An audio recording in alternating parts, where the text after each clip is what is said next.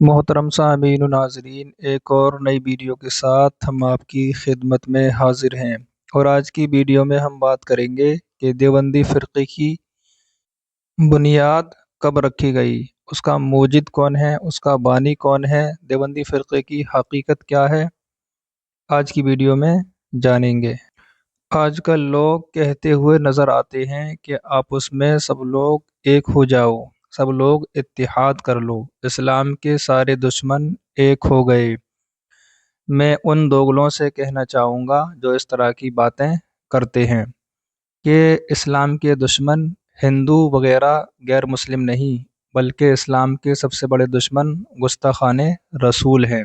اسلام کا جتنا نقصان فرقہ وہابیہ دیوبندیہ نجدیہ نے کیا ہے، اتنا کسی بھی فرقے نے نہیں کیا، بلکہ غیر مسلموں نے بھی اتنا نقصان نہیں کیا۔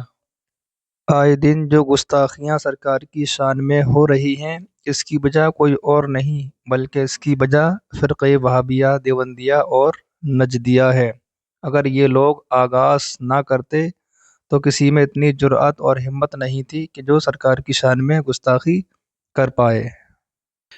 انہوں نے اپنی کتاب میں مسلمانوں کو لڑانے کے لیے، مسلمانوں میں آپس میں تفرقہ ڈالنے کے لیے لکھی، جیسا کہ ہم اسی ویڈیو میں آگے بیان کریں گے، اس لیے آپ آخر تک بنے رہیں۔ تو چلیے بلا تاخیر کے شروع کرتے ہیں۔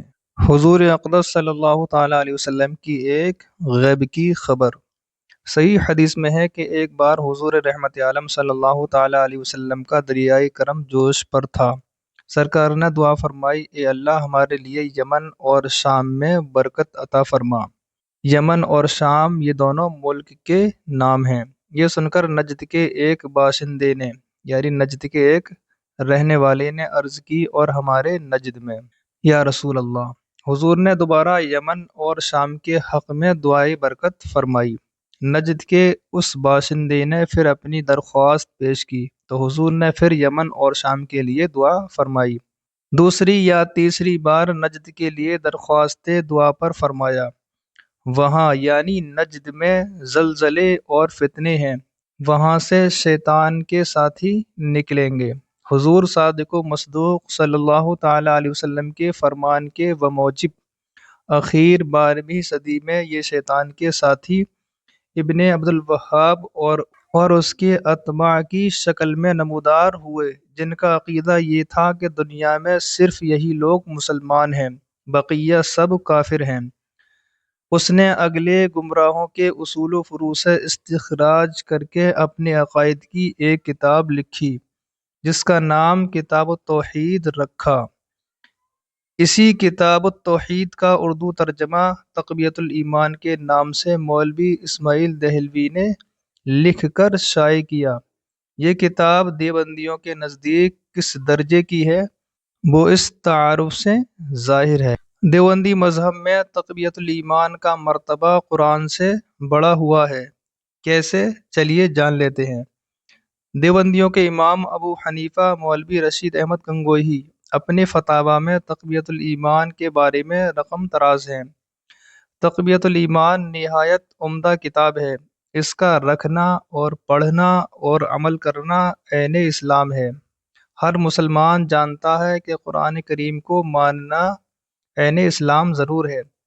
قرآن کریم کا رکھنا اور پڑھنا، اس پر عمل کرنا باعث ثواب و موجب خیر و برکت ضرور ہے، مگر قرآن کریم کا رکھنا، پڑھنا اور اس پر عمل کرنا عین اسلام نہیں۔ مثلا کوئی شخص قرآن مجید کو حق جانتا ہے، حق مانتا ہے، مگر بدقسمتی سے اس کے پاس قرآن کریم نہیں ہے، یا ہے لیکن پڑھتا نہیں، تو ضرور وہ مسلمان ہے۔ اسی طرح کوئی مسلمان نماز روزے کا پابند نہیں تو وہ قرآن پر عمل کرنے والا نہیں ہوا، وہ گنہگار تو ضرور ہے مگر ہے مسلمان، کافر نہیں۔ مگر تقویۃ الایمان کے بارے میں جب دیوبندیوں کا یہ عقیدہ ہے کہ اس کا رکھنا اور پڑھنا اور عمل کرنا عین اسلام ہے، تو جس کے پاس تقویۃ الایمان نہیں وہ مسلمان نہیں، جو اسے پڑھتا نہیں وہ مسلمان نہیں، جو اس پر عمل نہیں کرتا وہ مسلمان نہیں۔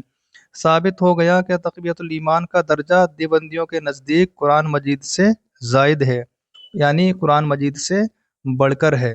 تقویت الایمان مسلمانوں کو لڑانے کے لیے لکھی گئی ہے۔ وہابیوں دیوبندیوں کے امام الطائفہ مولوی اسماعیل دہلوی نے انگریزوں کے شہ پر مسلمانوں میں اختلاف اور شقاق پیدا کرنے کی نیت سے تقویت الایمان لکھی، جس کے بارے میں ارواح ثلاثہ صفحہ نمبر 80-81 میں یہ مذکور ہے۔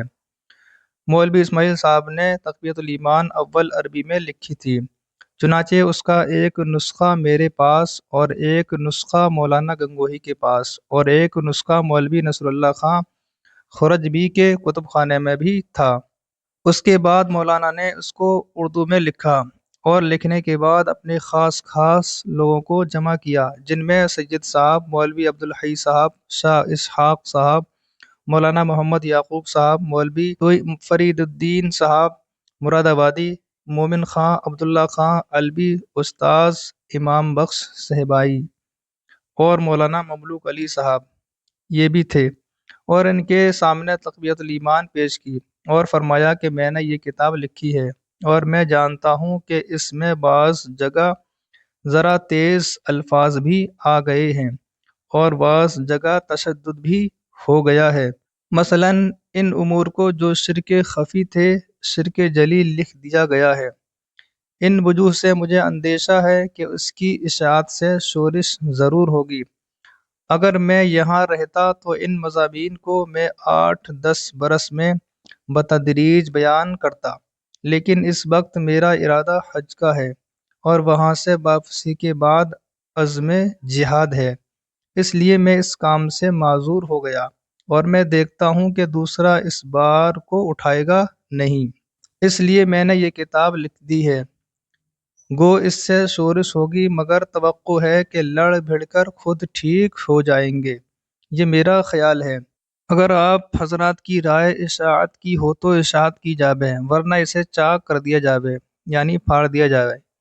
اس پر ایک شخص نے کہا کہ اشاعت تو ضرور ہونی چاہیے، مگر فلاں ترمیم ہونی چاہیے۔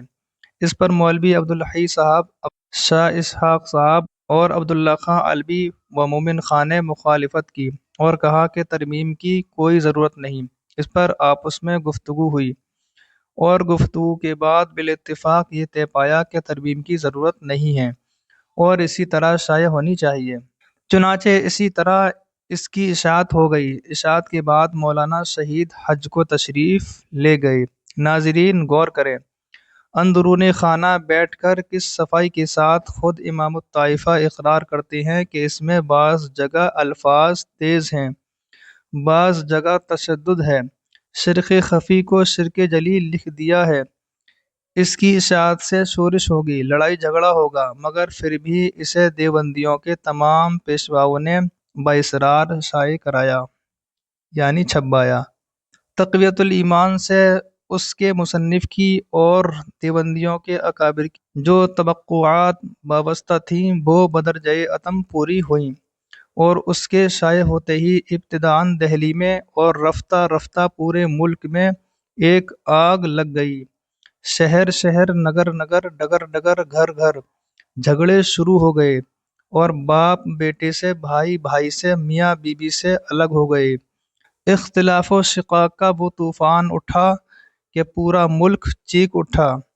اس صورتحال کو دیکھتے ہی علماء اہل سنت نے اس کا رد لکھا، اس کے بخیے ادھیڑ دیے۔ لگاتار 10-12 کتابیں اس کے رد میں لکھی گئیں اور پھر تقریروں میں اس کے کفریات اور ضلالات سے مسلمانوں کو خبردار کیا گیا، اور نتیجہ یہ ہوا کہ تقویت الایمان کے اثرات تقریباً معدوم ہو گئے، مگر بدقسمتی سے انہی ایام میں 1857 عیسوی کا وہ حادثہ رونما ہوا جس نے ہندوستان سے مسلمانوں کے رہے سہے اقتدار کا بھی جنازہ نکال دیا اور پورے ملک پر درۂ خیبر سے لے کر راس کماری تک دیوبندیوں کے آقایان نعمت انگریزوں کا تسلط ہو گیا۔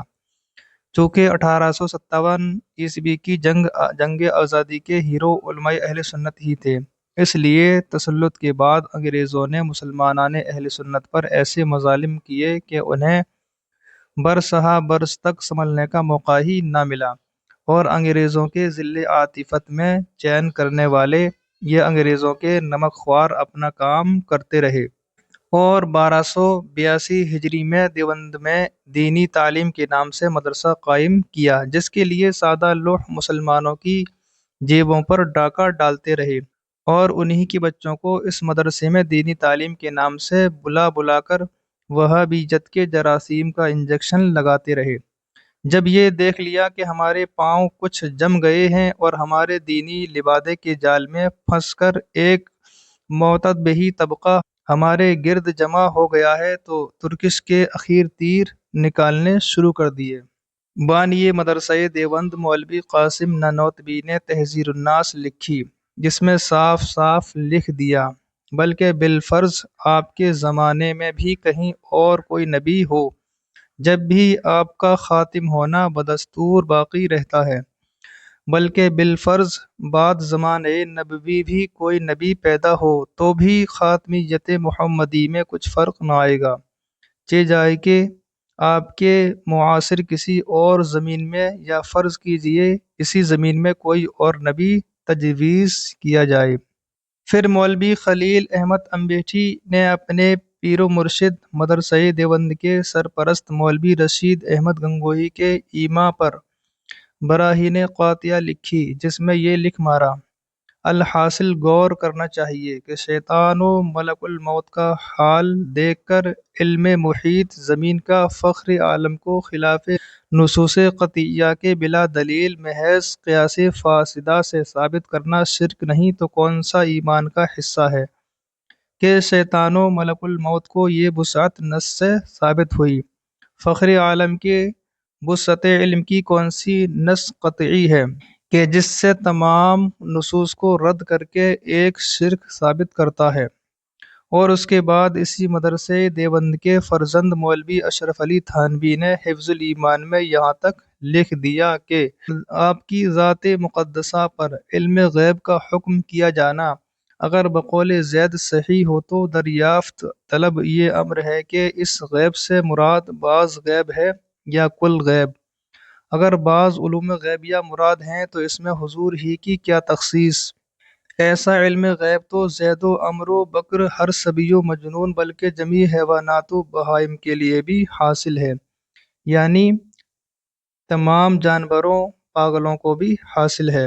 امام الطائفہ نے جس جھگڑے کی بنیاد پر تقویت الایمان لکھ کر رکھی تھی وہ ابھی ختم بھی نہ ہونے پایا تھا کہ ان عبارتوں سے ملک کے گوشے گوشے میں آتش فشاں بھڑک اٹھا۔ اعلیٰ حضرت عظیم البرکت قدس سرہ اگرچہ ابتدا ہی سے وہابیت کی بیخ کنی میں ہمہ مصروف تھے، مگر اہانت محبوب خدا کے اس ننگے ناچ پر تڑپ اٹھے اور اپنی پوری جسمانی اور روحانی توانائیوں کے ساتھ فتنہ وہابیت کے خلاف ہو گئے۔ اعلیٰ حضرت قدس سرہ نے ابتداً اکابر دیوبند میں جو زندہ تھے ان کے پاس بذریعہ رجسٹری خطوط بھیجے، جس میں انہیں تلقین فرمائی کہ وہ اہانت رسول علیہ السلام سے توبہ کریں، مگر انہیں توفیق نہ ہوئی۔ ان کی توبہ سے مایوس ہونے کے بعد اعلیٰ حضرت قدس سرہ نے ان پر حکم شرعی صادر فرمایا کہ یہ لوگ اللہ عز و جل اور رسول اللہ صلی اللہ تعالیٰ علیہ وسلم کی توہین کرنے کی وجہ سے کافر و مرتد ہیں۔ خود ہی فتویٰ دینے پر اکتفا نہیں فرمایا بلکہ ان عبارات کو علماء حرمین طیبین کی خدمات میں پیش فرمایا۔ علماء حرمین طیبین نے بالاتفاق اعلیٰ حضرت قدس سرہ کے اس فتوے کی تصدیق فرمائی کہ بلا شبہ یہ حضور سید عالم صلی اللہ تعالیٰ علیہ وسلم کی صریح توہین ہے اور ان عبارتوں کے لکھنے والے گستاخ رسول دین سے خارج مرتد ہیں، اور یہ تصدیقات حسام الحرمین کے نام سے اردو ترجمے کے ساتھ شائع کر دی گئیں۔ حسام الحرمین کے شائع ہوتے ہی دیوبند کے پرستاروں کے ہاتھوں کے طوطے اڑ گئے، ہوش گم ہو گئے، چاروں شانہ چت گر گئے۔ یہاں خاص بات قابل لحاظ یہ ہے کہ اعلیٰ حضرت قدس سرہ نے 1324 ہجری میں جب علماء حرمین طیبین سے یہ تصدیقات حاصل ہوئیں فرمایا تو وہاں دیوبندیوں کے اقنوم ثالث مولوی خلیل احمد موجود تھے، اور انہوں نے کوشش کی کہ علماء حرمین طیبین سے تصدیقات نہ لکھیں، مگر انہیں اس کوشش میں شدید رسوائی اور ناکامی ہوئی۔ اور مدینہ طیبہ میں تو مولوی حسین احمد ٹانڈوی ان دنوں مقیم ہی تھے۔ انہوں نے بھی بہت ہاتھ پیر مارے کہ علماء حرمین طیبین تصدیق نہ کریں، مگر ان کی بھی ایک نہ چلی اور وہ بھی خائب و خاسر ہو کر اپنا منہ لے کر رہ گئے۔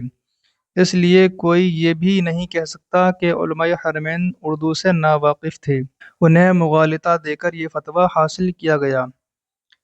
ان دونوں مولویوں نے ہر عالم کے پاس جا جا کر دہائیاں دیں، صفائی دینے کی کوششیں کی، روئے دھوئے، نذرانے پیش کرنے چاہے، مگر علماء حرمین طیبین پر جب حق واضح ہو گیا تو انہوں نے بلا خوف لومۃ لائم ان کے بارے میں فیصلہ فرما دیا کہ یہ لوگ گستاخ رسول، دین سے خارج، کافر و مرتد ہیں۔ اگر دیوبندی مولویوں میں حق پسندی ہوتی تو اللہ عز و جل اور رسول خدا صلی اللہ تعالیٰ علیہ وسلم کا خوف ہوتا، شرم و حیا ہوتی تو ان کفری عبارتوں سے توبہ کرتے، اللہ عز و جل اور اس کے رسول صلی اللہ تعالیٰ علیہ وسلم سے معافی چاہتے، غلطی کا اعتراف کرتے، مگر اس کی انہیں توفیق نہ ہوئی اور نہ آج تک کسی گستاخ رسول کو توبہ نصیب ہوئی، بلکہ الٹے اعلیٰ حضرت قدس سرہ پر سب و شتم، گالی گلوچ کو اپنا شعار بنا لیا۔ چھوٹوں کی گالیوں کو جانے دیجیے، ان کے بڑوں کے دامن اس گندگی سے داغدار ہیں۔ صرف مولوی حسین احمد ٹانڈوی نے اپنی 111 صفحات کی کتاب میں 640 گالیاں لکھی ہیں، مگر ناموس رسالت کے لیے اپنی جان و مال، عزت و آبرو کو سپر بنانے والے صادق نے ان شاتمان رسول کی دشنام ترازیوں کا جواب یہ دیا: بے شک میرے ماں باپ اور میری آبرو حضور علیہ السلام کی ناموس کے لیے سپر ہیں، یعنی ڈھال ہیں۔ جب گالیوں سے کام نہ چلا تو دیوبندی کذابوں نے افتراءات کیے، بہتان تراشیاں کیں، فرضی کتابوں سے فرضی عبارتیں گڑھ گڑھ کر اپنے مولویوں کی کفری عبارتوں کی تائید میں پیش کی۔ تفصیل کے لیے رد شہاب ثاقب دیکھیے گا۔ جب وہابیوں کے ان افتراء پردازیوں کا علماء اہل سنت نے پردہ چاک کر دیا اور ان کا یہ مکر و کید الٹے انہی کے گلے کی آنت بن گیا تو پوری دیوبندی برادری بوکھلا اٹھی۔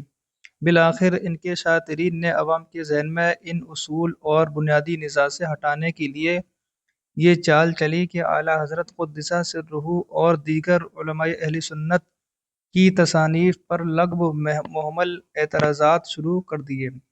تقسیم ہند کے بعد اس شاطرانہ چال پر اتنا زور دیا کہ اب تک اس قسم کے دسیوں اشتہارات شائع کر چکے ہیں جن میں وہی باتیں بار بار دہرائی جاتی ہیں، مگر اب تک جتنے بھی اشتہارات سامنے آئے یا تو سب کے سب غیر معروف، غیر ذمہ دار دیوبندی اطفال الموالی کے نام سے شائع ہوئے، یا ان کے پھکڑ باز قصاص و مناظرین نے اپنی تقریروں میں اسے بیان کیا اور حسب ضرورت ان کے جوابات بھی دیے گئے۔ یہ اشتہارات کیا تھے؟ افتراء، بہتان، دجل، فریب کی پوٹ ہے۔ عذرائے ہوشیاری، اس اشتہارات کے مشتہر نے اپنا نام نہیں لکھا، اس لیے کہ وہ خوب اچھی طرح جانتا ہے کہ اس کے مخاطبین جب اس کے تار اور ادھڑنے بیٹھ جائیں گے تو اس کی قصر شدادی کی کوئی اینٹ بھی سلامت نہیں رہ سکے گی۔ لیکن اہل دانش خوب جانتے ہیں کہ کسی ذمہ دار ادارے کے دفتر سے کسی بات کا مشتہر کرنے والا کون ہوتا ہے۔ اس بنا پر ہم بلا کسی جھجک کے یہ یقین کرنے پر مجبور ہیں کہ یہ اشتہار دارالعلوم دیوبند کے پورے دفتر کے واحد ذمہ دار، دارالعلوم کے محتمم جناب قاری محمد طیب صاحب کے رشحات قلم کا مرہون منت ہے۔ لیکن حیرت اس پر ہے کہ جناب محتمم دارالعلوم کو جب میدان میں آنے کا شوق تھا تو گھونگھٹ ڈال کر کیوں آئے؟ آپ تو اس جریو بباک شمع محفل کے فرزند ہیں جو گنگوں کی بھری خانقاہ شریف میں اپنے رفیق جانی کے ساتھ چارپائی پر لیٹ کر اختلاط کا عادی تھا۔ اس اشتہار میں جو باتیں درج ہیں وہ کوئی نئی نہیں، دیوبندی قصاص و مناظرین و مؤلفین اسے بار بار دہراتے رہے ہیں اور ان سب کے دندان شکن جواب پاتے رہے ہیں۔ انصاف کا تقاضا تو یہ تھا کہ اگر دیوبندیوں کا منشا فتنہ و فساد نہیں تو جواب الجواب دیتے، ہمارے جوابات کا رد کرتے، مگر ہمارے جوابات سے منہ موڑ کر اصل سوالات ہی کو بار بار دہراتے جانا اس بات کی دلیل ہے کہ دیوبندی جماعت حسام الحرمین کی کاری ضربوں کے اذیت ناک زخموں سے ایسی حواس باختہ ہے کہ اسے سوائے ہائے ہائے کرنے کے اور کچھ بولنے کی تاب ہی نہیں۔ وہ رضا کے نیزے کی مار ہے کہ عدو کے سینے میں غار ہے، کسے چارہ جوئی کا وار ہے کہ یہ وار وار سے پار ہے۔